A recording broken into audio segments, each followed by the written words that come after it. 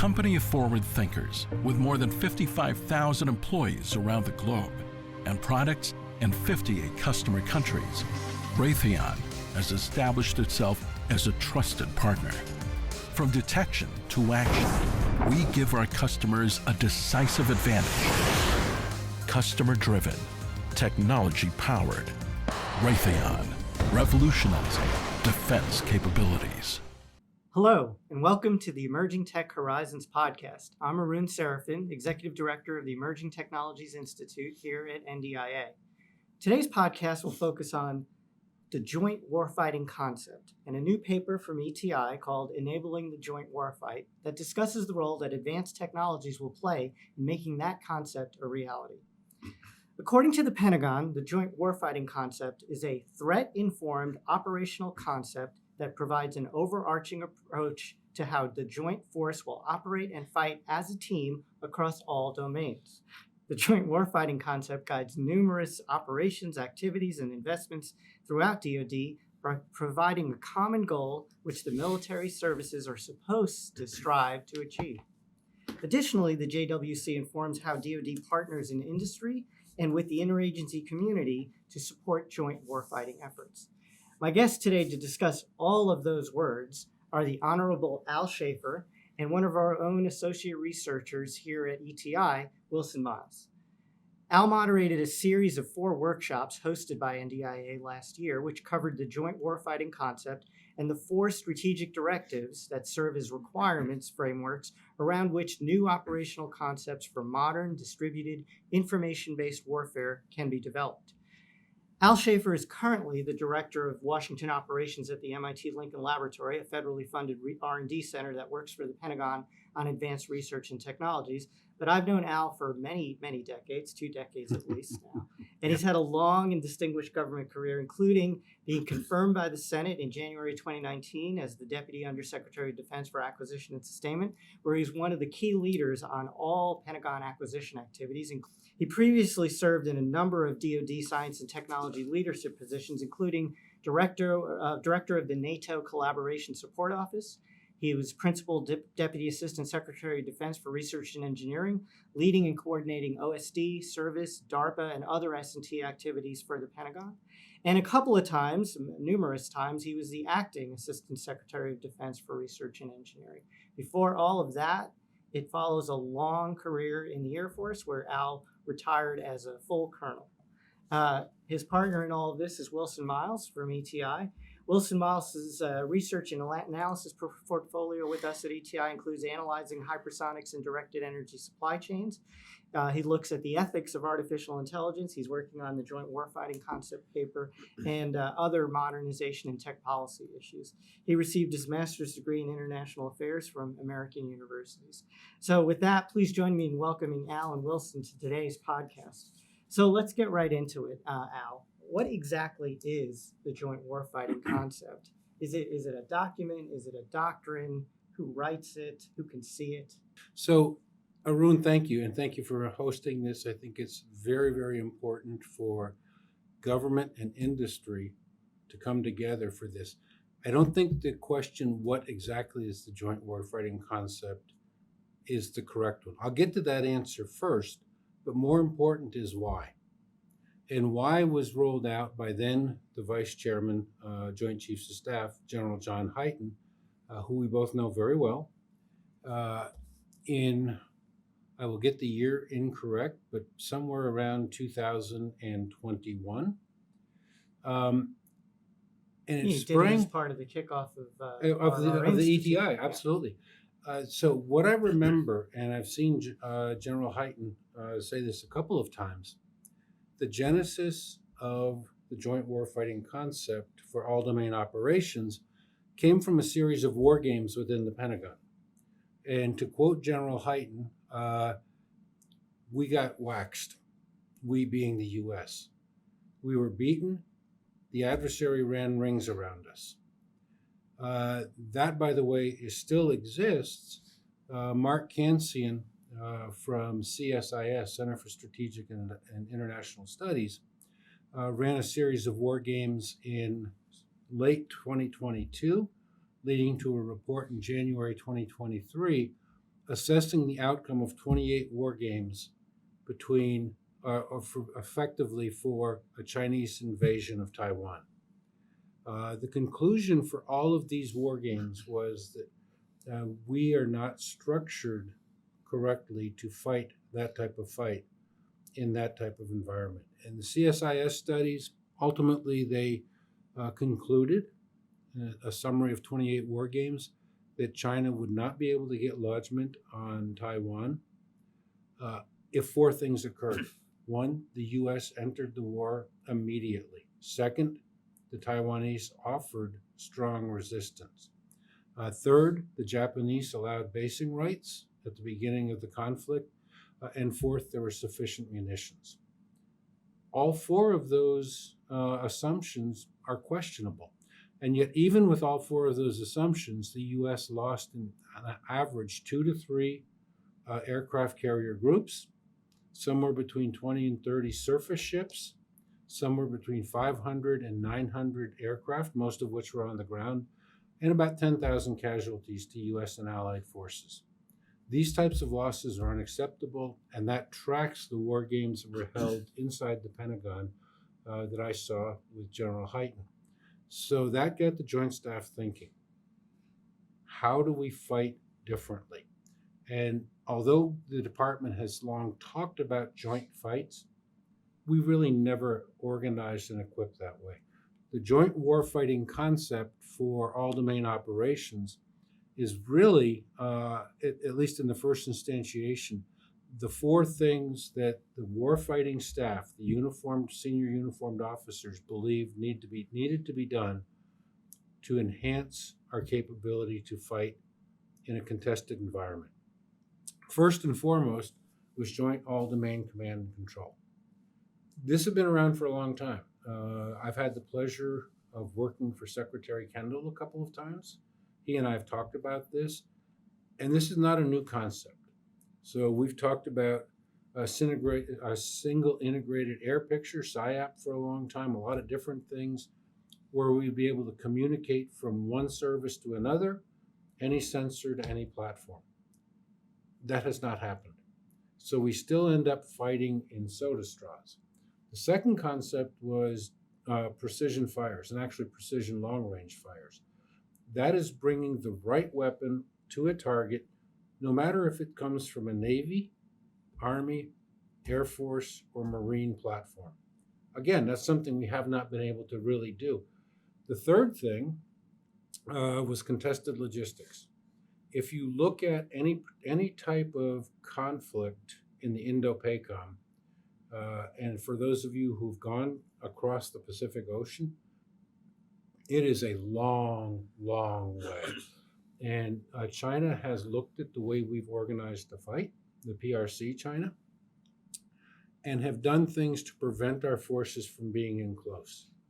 So in that type of environment, we have to think about how do we get logistics resupply, re-equipping, munitions, fuel, food, all of that into the fight. And then finally, the last thing is information advantage, because just because you can communicate it doesn't mean that you can turn those digits into something that's actionable. So those are the four pillars of the Joint Warfighting Concept. The Joint Staff is moving on and trying to develop more concepts. Your question is it a document? It is a document. It is classified. It is very classified.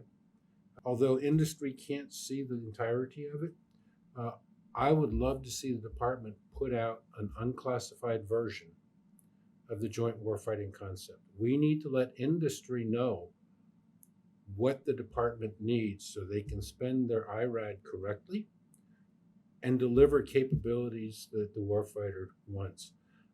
We often hear the phrase, which I do not like, Valley of Death. The Valley of Death comes about when we don't communicate. And that communication today needs to go beyond just those parts of industry that have the clearances Absolutely. To see these documents, or the retired military folks who can really understand those documents. We're trying to expand the defense industrial base. We're trying to do more with small businesses and universities.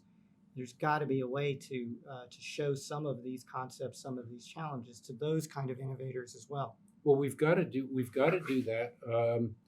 One of the things that you will notice is that creativity tends to get stifled with size. That's the nature of a bureaucracy. So you get a lot of the smaller, more agile companies coming along, and they come up with some really good solutions.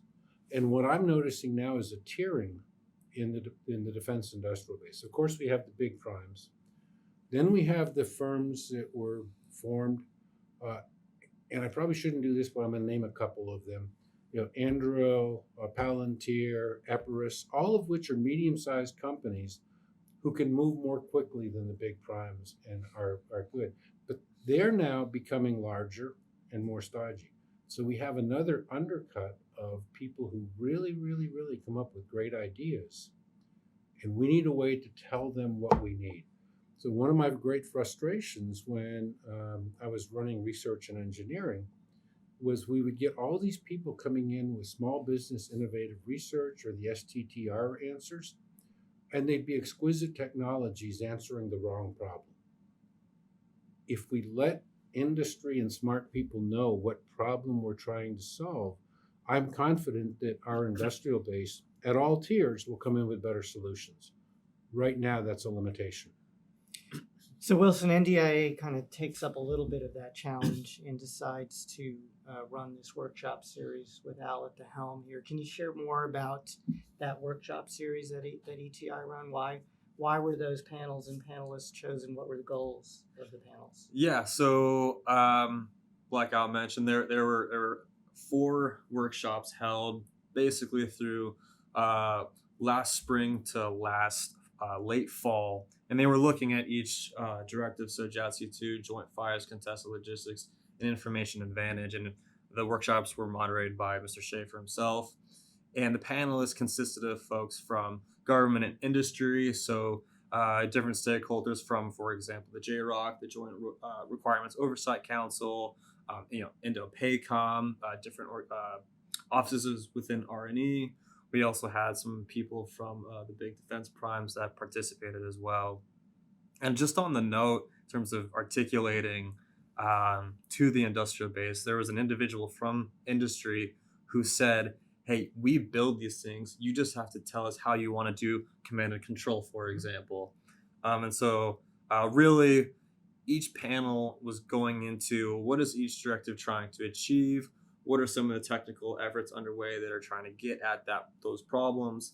And then what are some of the barriers preventing DoD from actually achieving some of the goals outlined by each directive and then the overall Joint Warfighting Concept? So you, since then, have turned this series of panels into a paper called Enabling the Joint Warfight, which is now available on the ETI website, which I understand summarizes the whole series of panels and pulls out key findings and recommendations. So based on that work and putting together this paper, can you take us through the 4 strategic directives that we've been talking about? I guess it's JADC2, Joint Fires, Contested Logistics, Information Advantage. These were the themes of each of the sessions. What are each of those directives trying to achieve? Yeah, so Al hinted at them earlier, just to build off of that. So the first is JADC2. And really, JADC2 is both a network and a capability. And it's really trying to connect the quote-unquote right sensor to the right shooter. And it's in plain English, that basically means whoever's engaged in operations has the ability to access information from different sensors, whether they be ground-based, air-based, space-based, and really is able to use that information to their advantage. And really, when we talk about it, we think of interoperability, but interoperability across all domains, across different classification levels, as well as interoperability with allies and partners, in addition to modern and legacy platforms. So there's different levels to this. And I guess I would just move on to Joint Fires. Again, it's aggregating multiple shooters from different locations, really to deliver synchronized fires for mass effect. And historically, the targeting cycle has been quite stovepiped. The services typically prefer to use, the sensors that they've practiced and are more comfortable And so it's shifting culture, and it's a shifting mindset, which, as I understand it, can get a little bit of pushback, and maybe I think Al could talk about that a little bit later. But really, again, joint fires is employing different shooters working at different speeds. All of that is arriving to the same target. And then the third is contested logistics. And so that's really describing a problem set, like Al mentioned. So increased threats to supply chains, reduce mobility, and really the need to operate in a resource constrained environment. And so within the panels in the paper, it's really talking about how do we build flexibility into logistics, into planes, into our operations, so that the warfighter has really what they need at the time that they need it. And so again, it's things like creating new innovative ways to deliver fuel, munitions, and other supplies to the front lines, really against an adversary that can strike at long range. And so the fourth that we go into is, again, information advantage, which underlies JADC2, contested logistics, and joint fires. And we discuss how it really gets at just decision dominance or decision superiority, which is a desired state, so that the commander can sense, understand, decide, and act faster than the adversary, and more effectively.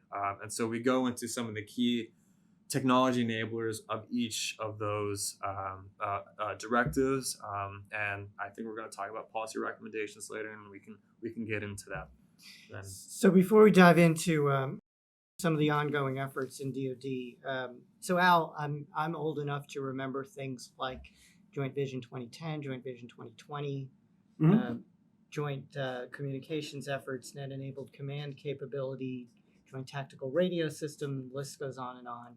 Does this effort at jointness, this joint warfighting concept, feel different to you this time? The concept is not different, Jerome.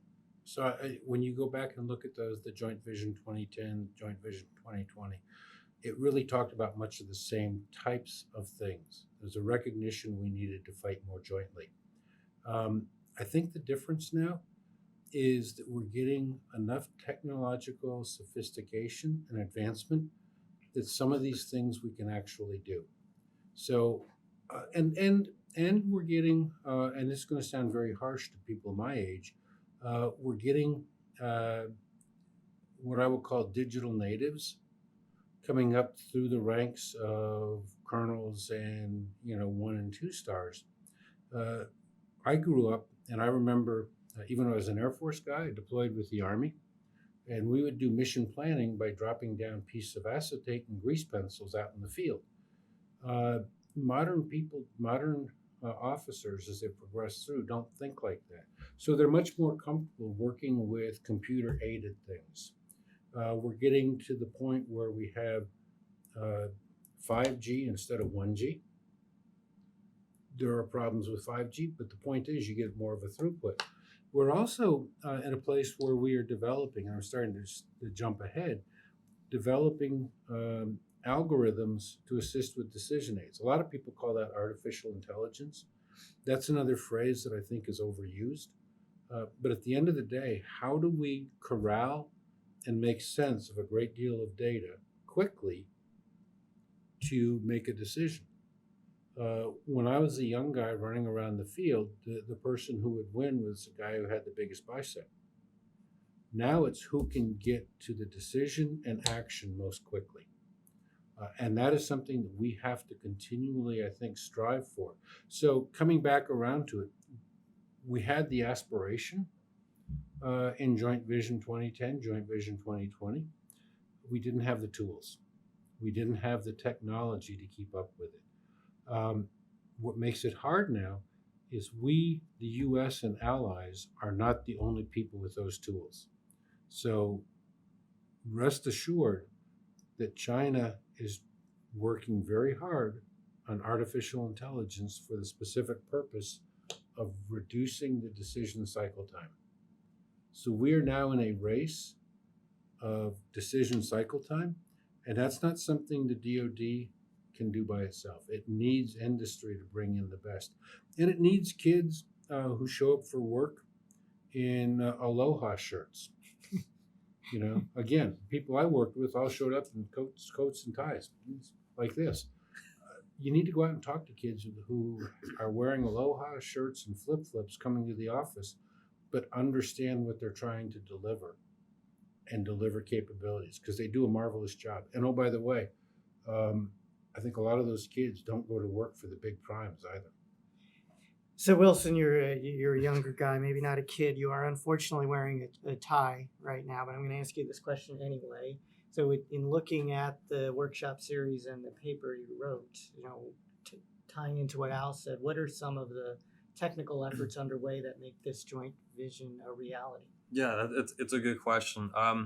So I'll raise three things. I think for a specific technology, I would say cloud computing was raised through multiple panels, and really cloud computing will enable DoD to move data across agencies and services and classification levels really at unprecedented speed. It's a very new technology. There's a lot of utility there. And just as an example of that, one of the service panelists for the Information Advantage panel said that cloud-based infrastructure is one of the most critical key abilities for making use of information at a global scale. I think that's quite telling. The second is something that's relatively new. There's an idea floating around of creating a joint futures organization within the joint staff. And so there's a fairly new cross-functional team within the J7 that was created, and they're looking at formally proposing this idea within the joint staff. And really, it's designed to look at how to help align the joint staff, the services, the combatant commands on timelines, processes, and capabilities. And then the third thing that I'll mention is really this quite a large focus on experimentation. And so I'm sure we're all familiar with the Rapid Defense Experimentation Reserve Raider, which for the people who don't know, it's really looking to facilitate modernization efforts through rapid prototyping and experimentation of joint military technologies. And this is trying to get at some of the problems that we're describing. And just most recently in October, there was a 10-day exercise in Indiana looking at different technologies. I think there were 11 full-scale assessments of new technologies from traditional and non-traditional companies. And so you're starting, well, you have been seeing, but you're still seeing that those kinds of efforts focused on technology by DoD. Arun, can I amplify that? Because I think Wilson's answer was very good, but I'm going to push back on some of it. And what I'm going to push back on is a typical bureaucratic response in the Pentagon when they have a hard problem is, let's form a this, that, or the other thing. Let's form an organization. Let's form a task force. Let's form a cross-functional team. The only thing worse is writing a law. Well, that would be yes. But as I'm saying this critically, I will talk back to something, and this is not technical, but was a highlight of my career, and that was the Mine Resistant Ambush Protection Task Force. Got very good people, but what set that apart was I and a couple of my friends, all in the task force, got to go see a guy by the name of Secretary Gates once a week. His first question is, how many did you build this week and how many got overseas? The metric was how many got into the hands of the warfighter. So I think that we have to remember as we go forward, technology is wonderful. I've spent my career in technology. Technology that does not get into the hands of the warfighter is empty. And that's why I hear about things like, and I'm sure the people who are putting this together, I love a joint futures organization. I hope they're not there to admire the problem. I hope they're there to deliver something that will get into the hands of the warfighter that will make a difference. It doesn't have to be perfect.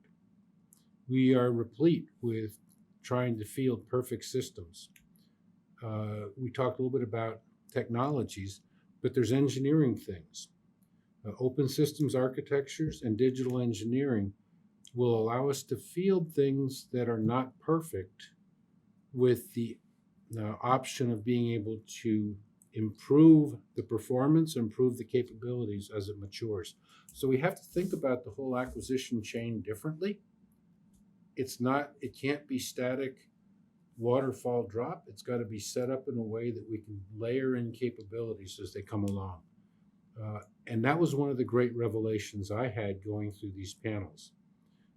If we try to do everything perfectly in the first time, it will take 5 to 7 years, and China will be on the doorstep of the presidential palace in Taiwan. So, as you went through these panels and developing the paper, you ran into these technical challenges. You ran into they're almost cultural and bureaucratic challenges.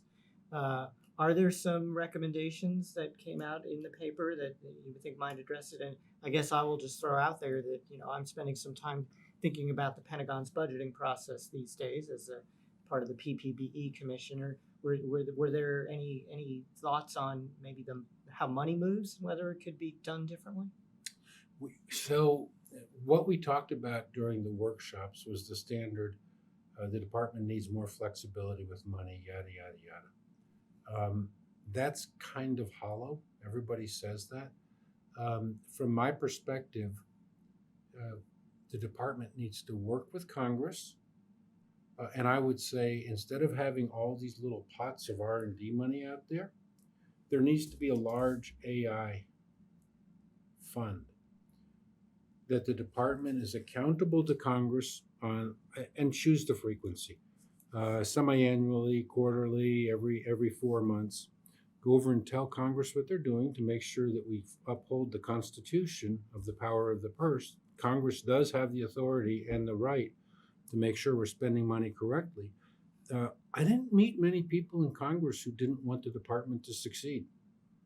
They want to succeed. So how do you work within that framework and get both DOD needs and congressional responsibilities met? And there are ways to do that. Larger pots, shorter delivery cycles, inform Congress and each other what we're doing. So one of the great enablers, and I said I hate the phrase, is AI, but it's really handling large data for decisions. You can't, in my opinion, give an organization $200 million and say, come back in a year and tell me what you've done. That's not the speed we're on. You can say, come back every 4 months and tell me what you're trying to accomplish and decide whether or not that's making progress. So I would look at it as it has to be, any PPBE reform has to include more of a dialogue between the performers and Congress. Recognize Congress has a role. And I firmly believe, notice I don't have an appropriator here, I firmly believe that if you have a larger pool of funds to work on a specific problem, large data for delivering capabilities, if you keep Congress informed, they will be fine. Similarly, autonomy. How many wonderful lines in the department, program lines, do we have that say, I'm working on autonomy? All kinds of them. How many do we need? I don't think you need a separate autonomy line for every little effort. You need a line that says, this is what we're going to try to do with autonomy, whether it is Deputy Secretary Hicks's replicator program, which is really about autonomy, whether it's what the Navy's trying to do with, and DARPA, with autonomous systems for doing undersea logistics resupply. There's a lot of different things you can do. The important part is the department has to be more willing to be open with Congress, what they're trying to do, what failed, what worked, but not have to go back into this mother may I reprogram all the time. So there was a discussion about that. How do we make larger pots but still provide the oversight? That's a long answer, but I mean, I think it's important. We can't have a balkanization of the money and expect to be agile. So along those lines then, and pretend you get to the world where you can request larger pots of money maybe funds, Mhm. and get into some rhythm with the oversight community within the Office of Secretary of Defense, within OMB, on the Hill, what would you have the department do with that money? What kind of investments Sure. would you like to see them being made? So, and this comes back to our discussion. So, the enabling technologies, data to decisions, artificial intelligence, whatever you want to call it, autonomous systems. I think for things like joint fires, remote BDA. So, the thing that makes joint fires different is these are long range fires at 500 miles. How do you do battle damage assessment? We have to figure out how to do that. So that is a process of tying together overhead imagery, whether it's from a satellite or a UAV, I don't care which, but to be able to tell whether or not the target has been destroyed. For contested logistics, it is amazing if you go to, and General Minahan has asked for help with this, if you go to the Air Mobility Center that General Minahan's trying to plan the logistics flow, they're still doing that with Excel spreadsheets. So how do we take what most people would call AI and do route optimization? And oh, by the way, that's also a commercially viable technology, but we want it first in the DoD. How do you reroute things as bases go down from weather, from attack, I don't care what. But how do you use modern tools to get greater throughput? The other thing I would say is we need to quit talking about specific technologies, in my opinion, and talk more about what capabilities we're trying to enable. And the capabilities we're trying to enable is faster decisions, ability to communicate between any platform, anywhere, ability to optimize flow, ability to have total asset visibility for logistics. These are different than saying, I need a fancy quantum sensor. Quantum sensor is how you're going to get there. What you want to get to is where are the assets and how are they moving around. So I think you're saying that the Pentagon, Department of Defense as a customer doesn't need to dictate the specific solution type. Yeah. Or rather signal there's really a market here if you help me develop this kind of capability for the future. Is that fair? Yes, very fair. And in fact, I will give you the analogy to that. Back in about 2014, when I was still involved in running R&E, we decided to have a thrust technology every year, or thrust capability. The first one was autonomy. And we didn't go in and try to tell industry and the services what to build in autonomy. It's rather, how can we use autonomy to overwhelm an adversary radar? How can we use autonomy to do a logistics depot and not endanger people's lives? So we've done this before, and the department can do that again. The department, listen, I love folks in the department. They're great people. They're not the smartest people out there. There's a lot of smart people out there. And the power comes from harnessing smart people in government, industry, academia, and when I say industry, big industry and little industry, and try to understand what problem you're trying to solve. For folks who are listening to the podcast, if you don't know what the Heilmeyer Catechism is, go look at the Heilmeyer Catechism. Question 1 is... That's a great idea. We should do a podcast on the Heilmeyer Catechism. We actually should. What are you trying to achieve in pure language, in plain language, no jargon? It's a simple concept. And if you try to follow that, you're not saying, I want a quantum sensor that's going to do 10 to the minus 28. It's, how can I tell time to take away the need for GPS? Long answer, but I mean, it's important. So Wilson, following onto that, what are some of the recommendations? We mentioned a few here that come out in the paper as recommendations for DoD, as services or agencies, as we all try to move together to meet the goals of this joint warfighting concept. Yeah, so Al's mentioned focusing on MOSA, modular open system architecture. He mentioned a unclassified version of the joint warfighting concept. All great ideas. Just to add on to that, though, we've also got really integrating space-based assets from DoD agencies and the intelligence community into decision-making networks for warfighters. At the moment, places like NGA, NSA, DIA, these agencies' data is not tactically available to the warfighter in real time. And so, their space-based ISR assets should be available and it should be integrated. A couple key And integrated with commercially available data. Exactly. And there are a couple key considerations, though. These organizations have to make their data available, and so not just that, they have to make it compatible. And so these are some considerations there. Other quick things are continuing to invest in layered system of air defenses to protect logistics assets, bases. And in terms of joint fires, commit to consistent munitions purchases for high priority munitions. So those are just a couple that we mentioned in the report. Yeah, Arun, I'd like to foot stomp the data because the Department of Defense is not always good about sharing data that they can share. If we're going to move with industry to greater model-based systems engineering, to be able to simulate performance of future systems, we need data, and industry needs data. And if the department says, I'm not going to share my data, then we got a problem. So everything we're trying to do now rests on exquisite data or as good a data as you can get, and then build the models around it.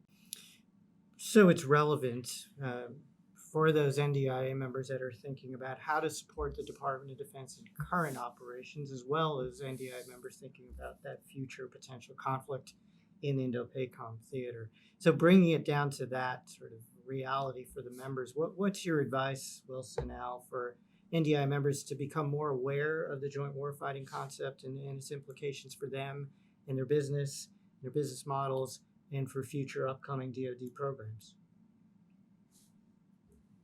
Oh, thanks. So I think that there's a couple of things. While we have not been successful in publishing the joint warfighting concepts, even the unclassified version, there's an enormous amount of information out there. I would recommend that people go out and read that and think about in their program or product space, what could they do to improve the capability delivery? Not what cool technology can I deliver, what can I do that would enhance capabilities? So can I do something that would give us better logistics asset visibility in an electronic warfare environment? There's probably some guys tinkering around in garages in Sunnyvale, California, who can figure that out. What people can do first is, while the department needs, in my opinion, to publish unclassified joint warfighting concepts, at the same time, there's an awful lot out there published. All right, so we talked about how this is real for industry that's trying to support the department in today's operations with Ukraine and in the Middle East, as well as those that are positioning themselves to support development of capabilities for future operations in the Pacific. So, Al and Wilson, what's your advice to NDIA members on what they can do to become more aware of the joint warfighting concept and what its implications are for them and their business models and business opportunities, and for any upcoming DoD programs they might see as a result? So, Arun, that's a terrific question, and there's not a simple answer, but I'll try to give you a simple answer. First, while I believe the department owes industry an unclassified joint warfighting concepts, that's something the Joint Staff and the leadership is going to have to decide. But there's an awful lot out there that's already been written about what is motivating the joint warfighting concepts. And frankly, I think we spend way too much time worrying about requirements and not enough time worrying about needs. So if you have a small industrial person, whether it's a 150-person company, 500-person, 30-person, or just some person with a garage in Sunnyvale, California, if they understand what the department is trying to do with the joint warfighting concepts, they can start to think about, can they build a capability? Notice I didn't say a technology. Build a capability that could help that fight. And I think in many cases that is correct. That in and of itself won't deliver capability. But what I would like to then see, and by the way, there's quite a bit of information on motivation of the joint warfighting concepts in the paper that NDIA ETI is publishing and putting online. I think that gives a really good overview of the motivation. But I also would like to see NDIA get more involved in what I will call industry day type events and workshops. I know you do that with JADC too. But And we did a bit of that with the Emerging Technologies Conference We did. in August. What I'm envisioning is even more. So have a contested logistics thing, have some operators come in and describe what they need, and then start to talk about and then make available to small business operators, program managers who can start to take ideas. Now, I think there were a lot of things that were not perfect with it, but when the Air Force used their pitch day for the SBIR, that actually did not work badly if they would have saved some money so some companies could have gone to phase 2 and phase 3. So thinking about how do you get ideas in play without using up all the money to save some money for those things that work to move into capabilities. Getting the interaction between what I will call the trigger puller and the capability developer is vital. I think NDIA can play a significant role in making that happen, and that will bring strength to the NDIA members and industry trying to help the department. That's a good challenge for us, Al. So, first step in that is Wilson's paper here. So, Wilson, last chance. Why would you recommend this to NDIA members to take a look at? Yeah, well, as Al mentioned, it's a good overview of the joint warfighting concept and the 4 directives within that. And I guess I would just say that, after you read it, if you have any, criticisms or any comments, I encourage you to reach out to us. We're happy to have that conversation and really figure out a good forum for articulating changes or just trying to contribute to the conversation. So we have those conversations all the time, so I really encourage that. So with that, I want to say that's all the time we have for today's podcast. Thanks to Al Shaffer and Wilson Miles for the thought-provoking discussion and joining me today. Thank you all so much for tuning in to this week's episode of Emerging Tech Horizons. Please visit the ETI website and download Al and Wilson's new paper, Enabling the Joint Warfight, as well as taking a look at all of our upcoming events, webinars, and educational activities. If you enjoyed this podcast, please hit the like button and subscribe to our channel to stay up to date with all our latest content. Special thanks to Daniel Park and Melanie Yu for working behind the scenes to bring this podcast to you. Thank you again for joining us on Emerging Tech Horizons.